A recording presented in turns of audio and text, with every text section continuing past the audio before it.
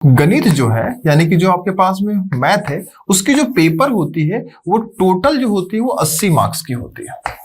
जो मैथ है उसका जो पेपर है वो टोटल 80 मार्क्स की होती है। तो आप तो बोलिएगा कि एग्जाम तो अक्सर तो 100 मार्क्स की होती है, लेकिन आप तो बोल रहे हैं 80 मार्क्स का। तो जी हाँ, 20 मार्क्स आपका स्कूल वाला देगा।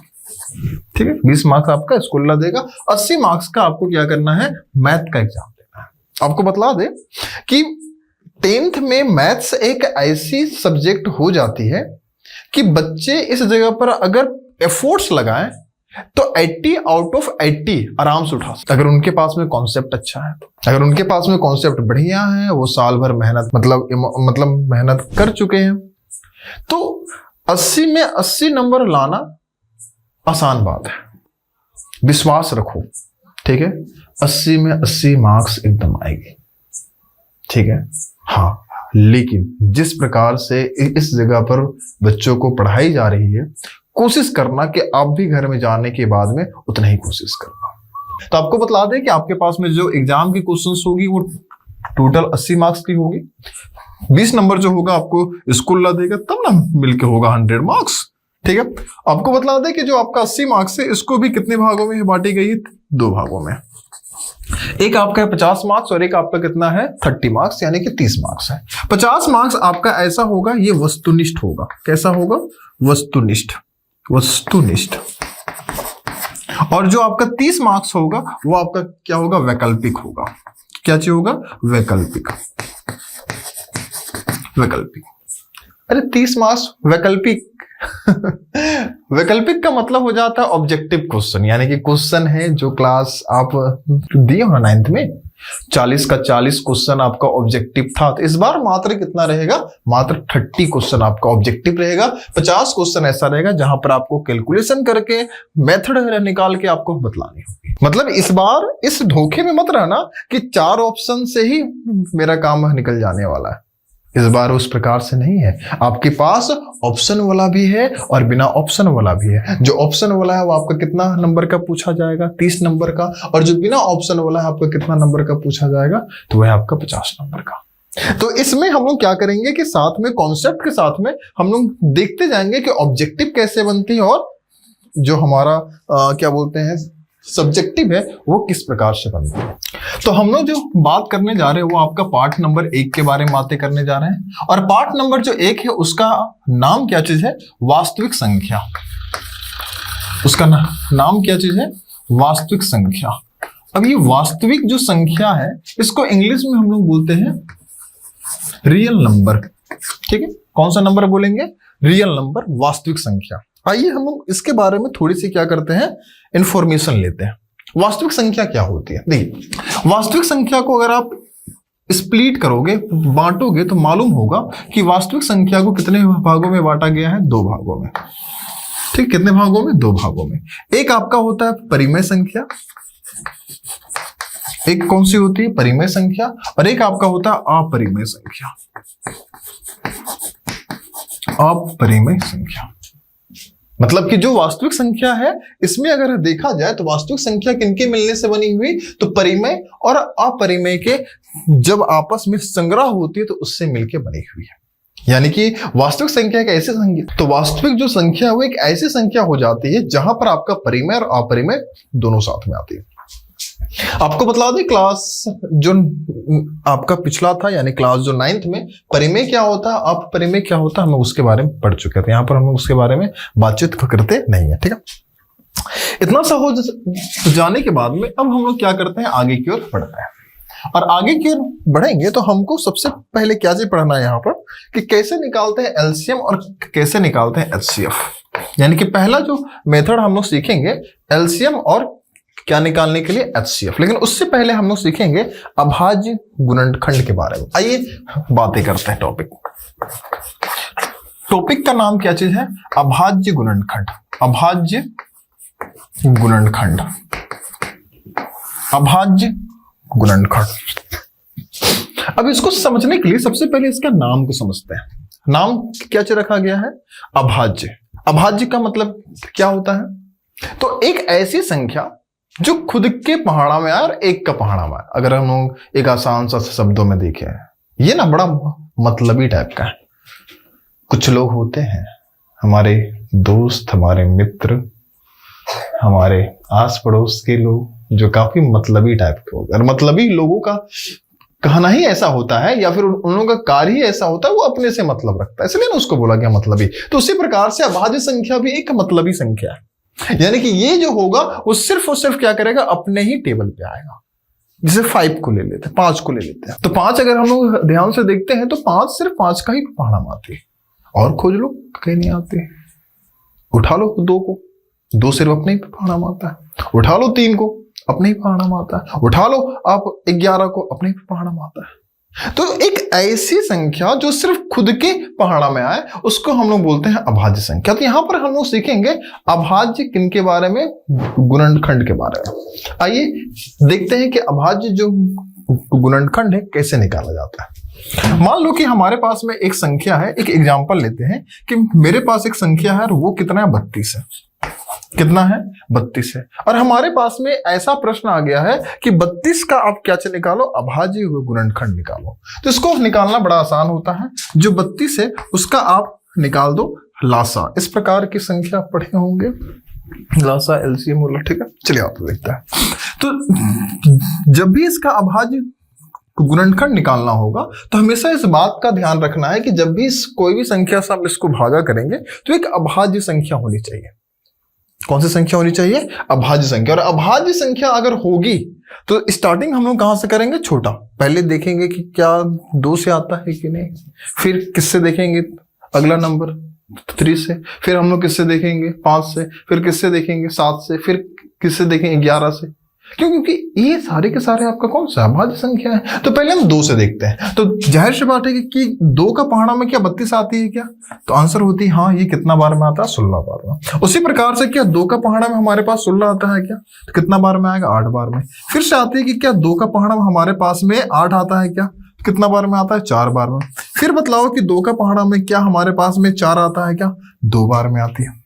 कितना बार में आता है, 2 बार में। तो बस अब इसके बाद तो 2 का पहाड़ा में, अब ये जो 2 है, 2 का पहाड़ा में जो 2 है वो कितना बार में आएगा, 1 बार में, ठीक है। तो अगर हम लोग बातें करें किसके बारे में, 32 के बारे में, 32 का अभाज्य गुणनखंड क्या लिखेंगे, 32 का अभाज्य गुणनखंड, 32 का अभाज्य गुणनखंड। तो वो कितना हो जाएगा, तो 1 2 2 3 4 5, यानी कितना लिखेंगे, 1 2 3 4 5। अब इसको अगर हम लोग बनाए तो ध्यान से देखो कि 2 कितना बार लिखा है, 1 2 3 4 5। चाहे तो हम इसको ऐसे ही छोड़ दें या फिर लिखेंगे 2 पर पावर कितना लिख देंगे, 5। ऐसे करके हम लोग निकालते हैं। इसको हम लोग बोलते हैं अभाज्य गुणनखंड, ठीक है। इसको हम लोग क्या बोलेंगे, अभाज्य गुणनखंड। लेकिन ठीक है, लेकिन हमको बात समझ में नहीं आया। आइए हम लोग एक्सरसाइज का क्वेश्चन उठाते हैं। हम लोग स्टार्टिंग करते हैं एक्सरसाइज नंबर कितना के बारे में, 1.1 के बारे में।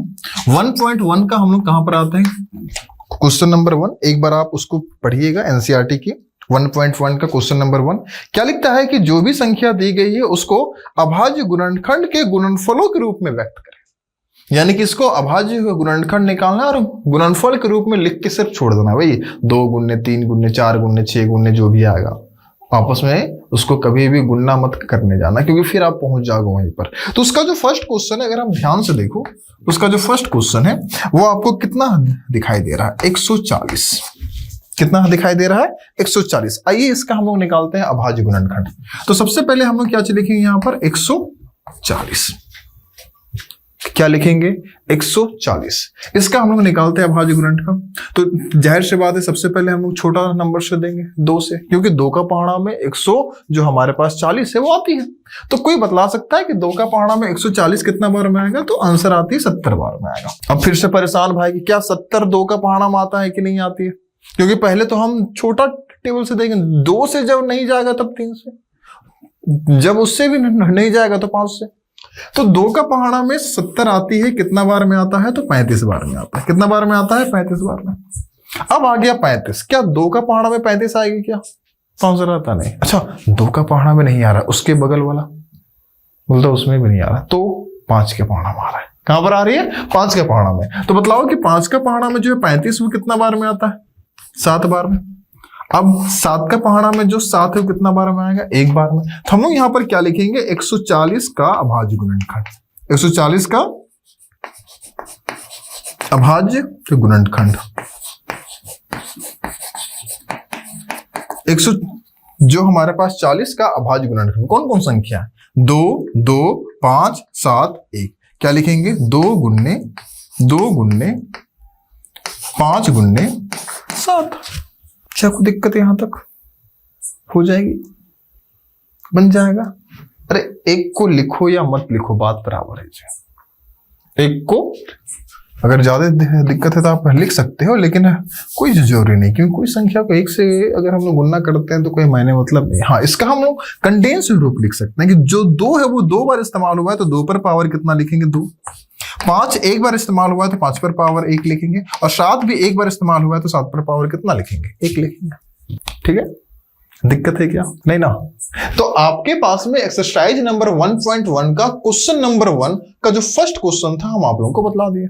अब इसमें सेकेंड भी है, थर्ड भी है, फोर्थ भी और 5 भी है। तो क्या करें, पांचों हम बना दें? बेशरम कहीं का, अपने से बनाओ जी। ठीक है, चलो। तो आप लोगों का काम क्या चीज है कि सेकेंड, थर्ड, फोर्थ एंड 5 खुद से बनाना है। ठीक है, उसके बाद हम लोग आगे की ओर बढ़ेंगे। चलिए हम लोग आते हैं कहां पर? क्वेश्चन नंबर 2 में आते हैं। कहां पर आते हैं? Question number 2। लो, अब इसमें बातें कर रहा है लासा और मासा के बारे में। आइए थोड़ी सी कॉन्सेप्ट पहले उनके बारे में देख लेते हैं, फिर हम लोग आगे की ओर बढ़ेंगे और इस क्वेश्चन को भी उठाएंगे कि आखिरकार ये बनेगा तो बनेगा कैसे।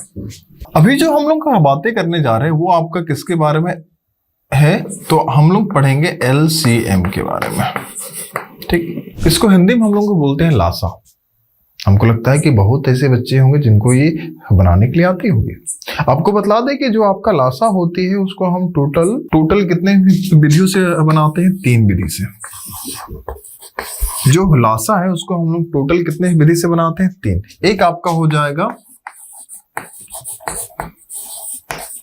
विभाजन विधि, एक आपका हो जाएगा अभाज्य गुणनखंड विधि, अभाज्य गुणनखंड विधि, और एक आपका होगा गुणज विधि। क्या हो जाएगी? गुणज विधि। यानी कि अगर हमको बनाना है LCM तो हम उसको कितने मेथड से बना सकते हैं? 3 मेथड से। विभाजन, अभाज्य गुणनखंड और साथ में क्या चीज है? गुणज।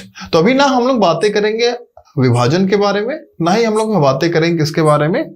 गुणज के बारे में।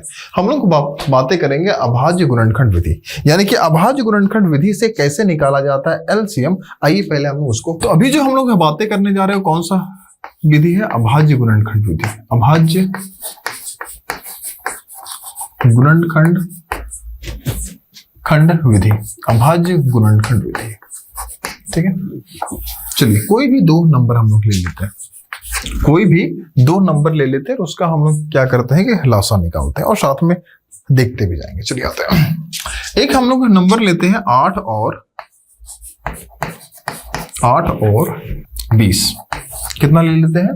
8 और 20। क्योंकि देखो फर्स्ट में आपको कॉन्सेप्ट सीखना है, और जब कॉन्सेप्ट सीखने की बारी होती है तो अक्सर हम लोग उस टाइम पे किस बात का ध्यान रखते हैं कि छोटे नंबर का हम लोग इस्तेमाल करो, ताकि आप कोई भी वस्तु को आसानी से सीख पाओगे। तो पहले हम एक एग्जांपल से आपको समझा रहे हैं, उसके बाद फिर हम लोग क्या करेंगे? बुक में आएंगे। ठीक है, तो इसका हमको निकालना है क्या चीज? लासा। लेकिन लासा जो निकालना है वो कौन सा विधि से निकालनी है?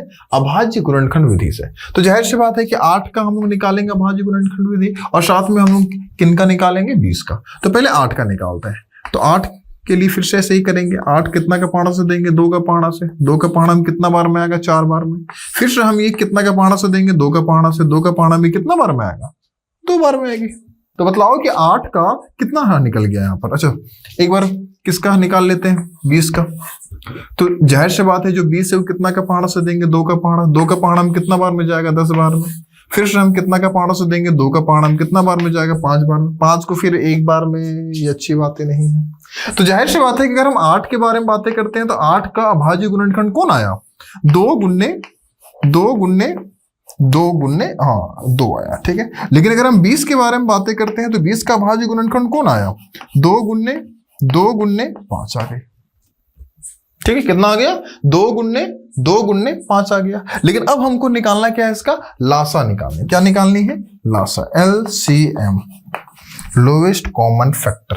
इसमें क्या करना है कि जो आपको मिल जाएगा, जैसे कि ये दोनों आपस में क्या चीज हो जा रही थी, मिल जा रही थी, तो इनके बदले में कितने हैं, 2 का प्रयोग करेंगे, 1 2। इधर भी आपस में क्या चीज हो जा रहा है, मिल जा रहा है, तो इनके बदले में कितना 2 का प्रयोग करेंगे, 1 2। यानी कि पहला काम क्या करना है कि जो मिल जाएगा उन दोनों के बदले कितना रखना है, 1 ठो। जो मिल जा रहा है उन दोनों के बदले कितना रखना है, 1 ठो। लेकिन जो मिला ही नहीं उसको क्या करेंगे, बोलते हैं आओ रे तुम लोग भी, आप इसको भी बुला लो। एक आपके पास 2 है, हम लोग क्या करेंगे, 2 को भी ले लेंगे, और आपके पास 5 है, क्या करेंगे, 5 को भी ले लेंगे। उसके बाद में हम लोग क्या करेंगे, गुणा करेंगे। यानी कि इसमें कॉन्सेप्ट क्या सीखे कि कोई भी नंबर का अगर आपको निकालना एलसीएम हो और अभाज्य गुणनखंड विधि से निकालना हो, तो सबसे पहला काम क्या चाहिए होगा, उसका हम अभाज्य गुणनखंड निकालेंगे, उसका भी हम लोग क्या करेंगे, अभाज्य गुणनखंड निकालेंगे। जो हमारे पास संख्या आएगी उसमें देखना है कि जो मिलेगा उनके बदले 1 1 हम लोग लिख देंगे, और जो बच जाएगा फिर हम लोग उसको भी लिख देंगे। उसके बाद हम लोग क्या करते हैं, गुणा करते हैं। 2 को 2 से गुणा करेंगे, 2 दूनी 4, 4 को 2 से गुणा करेंगे, 4 दूनी 8, और 8 को 5 से गुणा करेंगे, 8 5 40। यानी कि इसका जो लासा होगा वो आपका कितना हो जाएगा, 40। क्या कहीं दिक्कत है आप नहीं ना। लेकिन इसी में अगर सोचो कि आपको एक तो निकालना था एलसीएम, लेकिन सोचो आपको निकालना होता है एचसीएफ, तो अगर इसी क्वेश्चन का अगर हम लोग बनाएंगे तो कैसे बनेगा, जाहिर सी बात है अभाज्य गुणनखंड विधि से ही बनाना है। तो जब अभाज्य गुणनखंड विधि से ही बनानी है तो इतना सा काम तो मेरा भी सेम होगा, यानी कि 8 के बदले यहां पर भी कितना हो जाएगा, 2 गुन्ने 2 आएगा। और अगर हम 20 के बदले में बातें करें तो कितना हो जाएगा, 2 गुन्ने 5 तो आएगा ही आएगा। यानी कि इन्हीं दोनों क्वेश्चन का अगर हम लोग अभी जो हम लोग निकालने जा रहे हैं वो आपके पास क्या चीज है, एचसीएफ निकालने जा रहे हैं, तो अभाज्य गुणनखंड विधि से निकालेंगे तो इतना सा तो काम हमको करना ही होगा। लेकिन अब हमको निकालना क्या चीज है, एचसीएफ निकालना है। तो क्या जैसा इधर बनाए थे वैसे ही उधर भी बनाना ही है, तो थोड़ा बहुत मिल जा रहा है। क्या मिल जा रही है कि आपको जब भी निकालना हो एचसीएफ तो सबसे पहले देखा जाता है कौन कौन संख्या मिल रही है। यानी ये 2 2 मिल रहा था तो इनके बदले हम 1 2 लिखेंगे। इधर से भी फिर ये दोनों मिल गया तो इसके बदले हम कितने 2 का प्रयोग करेंगे, 1 2 का प्रयोग करेंगे। तो क्या करें, जो बच जा रहा है उसको भी लिख दें। बोलता हूं पागल थोड़ी है कि सबको हम मतलब साथ में लेके चले।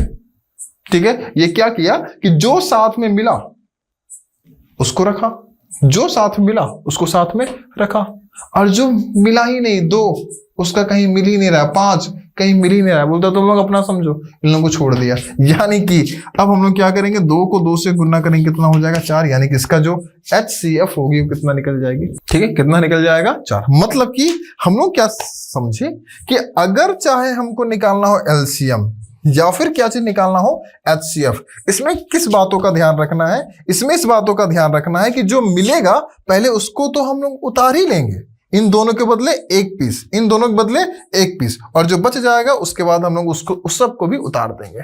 तो उसमें हम लोग क्या करते हैं कि जो सिर्फ संख्या हमारा मतलब पेयर में मिलती है, जोड़ा में मिलती है, हम उसी को लिखते हैं। इन दोनों के बदले 1, इन दोनों के बदले 1। अब 2 और 2 को गुणा करेंगे, कितना हो जाएगा, 4। यानी कि 8 और 20 का अगर हम निकालते हैं एचसीएफ एलसीएम तो वो कितना आएगा, 40 आएगा। लेकिन 8 और 20 का अगर हम लोग निकालते हैं एचसीएफ तो आपका कितना आएगा, 4 आएगा। क्या इतना में कहीं पर दिक्कत क्या, अरे चलो ना जी, ठीक है। मान लो फॉर एग्जाम्पल कि क्या मतलब कोई ऐसा मेथड नहीं है कि हम ये पता कर पाए कि जो मेरा एलसीएम आया है वो और जो मेरा एचसीएफ आया है वो कैसे जानेंगे कि सही है कि गलत है। भाई मान लो कि कहीं पर बनाने में मिस्टेक हो गया, मतलब कि क्या कोई एक ऐसा मेथड नहीं है हमारे पास कि हम ये पता कर पाए कि जो हमारा एलसीएम और जो हमारा एचसीएफ निकला है वो सही है कि गलत है। इसका कोई हम लोग के पास जांच है, जांच सकते हैं। तो आइए उसी में एक हमारे पास में क्या चीज है, फॉर्मूला है। फॉर्मूला मत बोलिए, बेचारा खराब हो जाएगा। एक रूल है, क्या बोलता है कि 2 संख्याओं का गुणनफल, क्या लिखा है, 2 संख्याओं का गुणनफल, संख्याओं का क्या चीज है, गुणनफल किसके बराबर में होगा, किसके बराबर में होगा? तो बोलता है जो HCF निकला था वो और जो आपका LCM निकला है वो, उनको आपस में गुणा करेंगे तो उसके बराबर में आएगा। मतलब क्या बोल दिया कि जो दो संख्या से हम लोग मतलब निकाले LCM और HCF, उनको अगर हम आपस में क्या कर दे, गुणनफल कर दे, गुणा कर दे, तो किसके बराबर में होगा? तो HCF और LCM के गुणा के बराबर में होगी। बोलते भाग क्या बोल रहा है? बोलते हाँ हकीकत बात है, दो संख्याओं का गुणनफल। बोलते कौन दो संख्या लिए थे? बोलते एक 8 लिए थे और एक 20 लिए थे। तो क्या करेंगे, 8 और 20 को गुणा कर देंगे, बराबर था क्या चीज डाल देंगे बराबर। बोलता है वो किसके बराबर में होगा? बोलता है HCF और अगला कौन सा वर्ड है, LCM के गुणा के बराबर होगा। बोलता है कितना निकला है जी HCF निकला है 4 और कितना निकला है LCM, वो कितना निकला है 40। यानी कि शुरू में कितना लिखेंगे, 4 गुणने कितना लिख देंगे 40। अब बतलाओ कि 8 को 20 से गुणा करेंगे कितना हो जाएगा 160, लेकिन अगर 4 को 40 से गुणा करेंगे तो उसमें भी कितना हो जाएगा 160। क्या दोनों मेरा इक्वल है? LHS और RHS इक्वल, यानी कि हम जो बनाए हैं वो क्या चीज है, सही है। यानी इस मेथड से हम लोग क्या कर सकते हैं, जांच कर सकते हैं। तो आपको एक खुशखबरी बतला दे रहे हैं, क्वेश्चन नंबर 2 को इसी विधि से बनानी है। सिर्फ क्या करना है कि वैल्यू एक्सचेंज कर देनी है। क्वेश्चन नंबर 2 में क्या कर देना है, वैल्यू एक्सचेंज कर देना है। जो भी वहां पर वैल्यू ABC में पूछा गया होगा, है ना, अभी जैसे कि हम लोग बनाए ना 8 और 20 का, उसी प्रकार से यहां पर भी एक बार थोड़ा सा हम देख लेते हैं। 26 और 91 का है, फिर है 510 और 92 का है, और अगला कितना है 54 और 336 का है। ठीक है, अलग अलग का है। उसी मेथड से क्या करना है, सबसे पहले उसका निकालना है LCM क्या होगी, फिर क्या निकालना है इसका क्या होगा, HCF क्या होगा। उसके बाद में आपको जांच भी करके दिखलाना है कि क्या जो हम बनाया है वो सही है या फिर गलत है। इसके लिए क्या करेंगे, ये एक रूल लिखेंगे कि दो संख्याओं का जो गुणनफल होगा वो किसके बराबर में होगा, तो LCM और HCF के गुणनफल के बराबर में होगी। अब दो संख्याओं का गुणनफल का मतलब है कि जो दोनों संख्या थी उसको हम लोग क्या करेंगे, गुणा करेंगे, और जो आपका HCF और अगला वर्ड क्या चीज है LCM जो आया था उसको भी हम लोग क्या करेंगे, गुणा कर देंगे। अब जब इसको गुणा किया वो संख्या, उसको गुणा किया वो संख्या, देखो कि क्या दोनों बराबर है, बराबर है, इसका मतलब हम सही सलामत है। ठीक है, तो क्या क्वेश्चन नंबर 2 आपसे बन जाएगा, बनेगा। तो क्वेश्चन नंबर 2 इसी मेथड से बनेगा, इसलिए हम लोग इसको क्या कर रहे हैं, छोड़ दे रहे हैं, आप लोग खुद से बना लीजिएगा। आइए हम लोग बातें करते हैं क्वेश्चन नंबर 3 में, 3 के बारे में। उसमें क्या बोल रहा है कि आपको निकालना है LCM और क्या निकालना है HCF, और वो भी कौन सा विधि से, साफ साफ लिखा है कि अभाज्य गुणनखंड विधि द्वारा। आप लोग एक्सरसाइज 1.1 का क्वेश्चन नंबर जो 3 है आप लोग उसमें देखिएगा, साफ साफ लिखता है कि अभाज्य गुणनखंड विधि के द्वारा, ठीक है, जो भी पूर्णांक दिए गए हैं उसका HCF और क्या निकाले LCM ज्ञात कीजिए। ठीक, क्या क्या निकालना है, LCM और HCF निकालने। आइए, लेकिन इसमें थोड़ी सी अंतर क्या है मालूम है, कि अब की बार 2 नंबर का नहीं है, 3 नंबर का दे दिया है। तो क्या ये आसान होगा, आइए देखते हैं। चलिए, तो क्वेश्चन नंबर हम लोग कितना में है, एक्सरसाइज वही है 1.1 ही है। आपके पास कहां पर आए हैं, क्वेश्चन नंबर 3 में आए हैं। क्वेश्चन नंबर 3 का अगर फर्स्ट क्वेश्चन को अगर आप ध्यान से देखो तो आपके पास कितना है, 12 है, कॉमा में कितना है 15 है, और 21 है। कितना है, 21 है। लेकिन साफ साफ में बोल दिया है कि भाई इसको जो निकालोगे तुम HCF और LCM, उसमें इस बात का ध्यान रहे कि ये एक अभाज्य गुणनखंड विधि से बननी चाहिए, बाकी विधियों का इस्तेमाल तुम मत करना। आइए हम लोग उससे बनाते हैं। तो सबसे पहले हम लोग क्या चीज निकालेंगे, 12 का। तो 12 का निकालेंगे कैसे, सबसे पहले 2 का पाढ़म देंगे, 2 का पाढ़म 12 कितना बार में आता है, 6 बार में। फिर से ये 2 का पाढ़म जा रहा है कितना बार में, 3 बार में। चलिए, 12 का तो हो गया, अब निकालते हैं 15 का। 15 क्या 2 का पाढ़म आएगा क्या, अरे आगे 2 का पाढ़म में 14 आता है, 14 आता है, 15 थोड़ी आती है। तो 15 आने के लिए आपको कौन सा पाढ़म जाना होगा, 3 का पाढ़म। कहां पर जानी होगी, 3 का पाढ़म। 3 का पाढ़म जो 15 कितना बार में आएगा, 5 बार में। अब 5 एक खुद एक अभाज्य संख्या है, वो तो किसी और का पाढ़म आएगा नहीं, इसलिए उसको हम उसी में क्या करते हैं, छोड़ देते हैं। उसके बाद आपके पास 21 है, तो हम लोग क्या करेंगे, 21 का निकालेंगे। 21 बतलाओ कौन सा पाढ़म जाएगा, 2, 3, 4, 5, किसमें, 3 में। तो क्या करेंगे, 3 का पाढ़म कितना बार में जाएगा, 7 बार में। तो अगर हम ध्यान से देखें तो जो 12 का अभाज्य गुणनखंड आया है वो कितना कितना आ गया है, 2 2 3, क्या लिखेंगे 2 गुन्ने क्या चीज लिख देंगे 3। अगर हम 15 के बारे में बातें करते हैं तो 15 का कितना कितना आ गया 3 और 5, तो क्या लिखेंगे 3 गुन्ने कितना लिख देंगे 5। क्या चीज लिख देंगे 3 गुन्ने कितना लिख देंगे 5। लेकिन अगर हम लोग बातें करते हैं किनके बारे में 21 के बारे में, किसके बारे में बातें करते हैं 21 के बारे में, तो कितना हो जाएगा 3 गुन्ने कितना हो जाएगी 7 हो जाएगी।